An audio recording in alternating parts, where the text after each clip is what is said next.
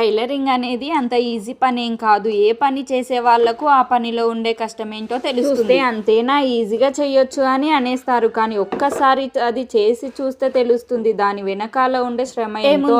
కూర్చొని కుడితే అయిపోతుంది అనుకుంటారు, కానీ దాని వల్ల నెత్తి నొప్పి, బ్యాక్ పెయిన్, పాదాల నొప్పి, ఒక్కోసారి కళ్ళు గుంజుతాయి. అది టైలరింగ్ చేసే వాళ్ళకే అందులో కొంచెం మిస్టేక్ చేసిన కస్టమర్స్ ఎన్నో వంకలు పెడతారు. మళ్ళీ మనకి కుట్టడానికే వాళ్ళకి మంచిగా సెట్ అయితే ఆ విషయం ఎవరికి తెలియదు, కానీ సెట్ అవ్వకపోతే మాత్రం ఆ విషయం ఊరంతా తెలుస్తుంది. అదే కుట్టేటప్పుడు కళ్ళు, కాళ్ళు, చేతులు, మెయిన్ గా బ్రెయిన్ పని చేయాలి. మనకి ఇంట్రెస్ట్ లేనప్పుడు కుట్టకపోవడమే బెటర్. ఒక్క చోట కుట్టు వేయాల్సింది ఇంకో చోట వేసి విప్పుతూ కూర్చుంటాం ఇంట్రెస్ట్ లేకపోతే. అంతేనా? కామెంట్ చేయండి. వానలు అయితే స్టార్ట్ అయిపోయాయి కదా, వాతావరణం బాగోలేదు. తల్లికి కుళ్ళ కడదామంటే అన్ని చిన్నగా అయిపోతున్నాయి, అందుకే తన కోసం కుళ్ళలు అయితే కుడుతున్నాను. 2 years అవుతుంది నేను స్టిచ్చింగ్ చేసి. మధ్యలో గ్యాప్ వస్తే వచ్చిన పని కూడా మర్చిపోతాం. 10 minutes లో కుట్టాల్సింది 1/2 hour పడుతుంది గ్యాప్ వల్ల. సెక్షన్స్ వల్ల బ్యాక్ పెయిన్ అయితే చాలా వస్తుంది ఈ మధ్య. పిల్లలిద్దరు పడుకున్నారు, అందుకే ఈ పని చేస్తున్నా. లేకపోతే మధ్యలో వచ్చి మిషన్ దగ్గర ఏవైనా కుడదామంటే పిల్లలతో అస్సలు అవ్వట్లేదు. వీడియో నచ్చితే లైక్ చేసి సబ్స్క్రైబ్ చేసుకోండి. ఈ కౌంట్ మళ్ళీ బై.